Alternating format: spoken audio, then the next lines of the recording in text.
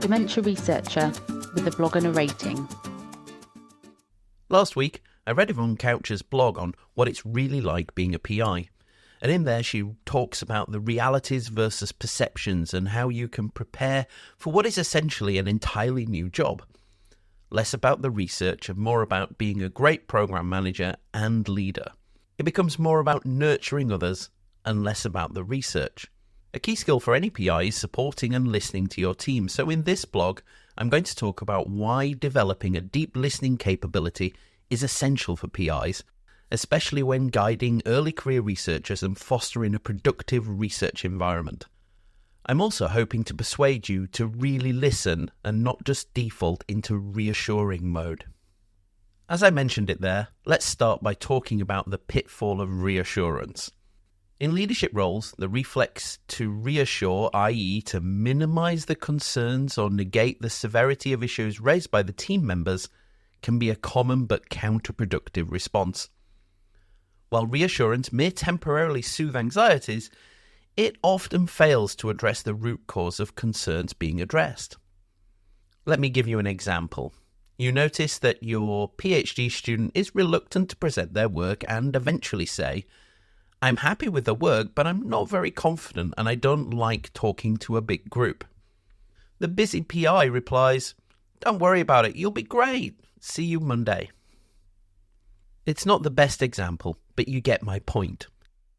The default there was to try and reassure them and not actually listen and then act and guide and support based on what they hear.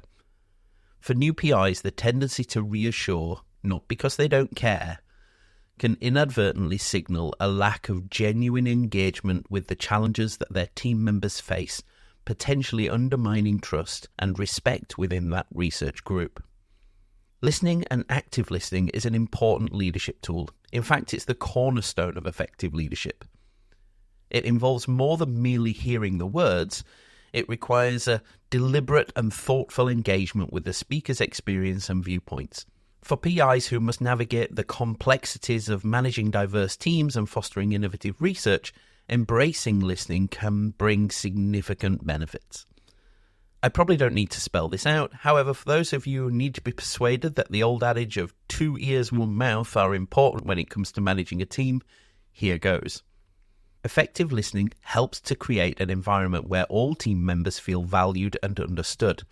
This inclusivity can boost morale and encourage more collaborative, cohesive team dynamic, essential for tackling complex research projects. It will also ensure you can target help and support where it needs to go. And sure, sometimes reassurance may be the thing that's needed, but if you don't listen, you won't know. The next point is by truly listening to the insights and questions of your teams, PIs can challenge their own perspectives and encourage a culture of critical inquiry. It not only enriches the research process, but drives a more nuanced and robust scientific outcomes. Finally, when leaders listen actively, they demonstrate respect for their team members' expertise and perspectives. This fosters a deeper trust and can empower researchers, particularly those in the early stages of their careers, to take initiative and contribute more confidently to the project. So, now that you've been persuaded that listening to your team is important, I thought I might start to draw this blog to a close by sharing some strategies for PIs to enhance their listening skills. These are probably obvious, but it's a good reminder, for me too. Firstly, during discussions, focus completely on the speaker. Avoid distractions and resist the urge to formulate a response while the other person is still talking. This full engagement will provide a more comprehensive communication and insight. Next, after listening, reflect back on what's been said.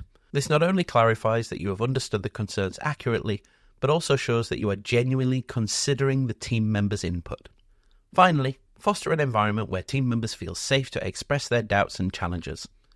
Encourage them to articulate their thoughts fully, which can often reveal underlying issues or innovative ideas that quick reassurance might overlook. For new principal investigators, mastering the art of listening is more than a communication skill. It should be the top of the list on Leadership 101. Moving beyond the instinct to reassure And adopting a mindset towards an empathetic and engaging listening can transform the dynamics of a research team. It equips PIs to lead more effectively and foster a lab or team culture that thrives on mutual respect, rigorous scientific exploration, and collective growth. If you become a good listener, you'll not only do great research, when being a PI allows, but you'll also nurture the next generation of scientific leaders. Thank you for listening. Join the Dementia Research bloggers and share your own views.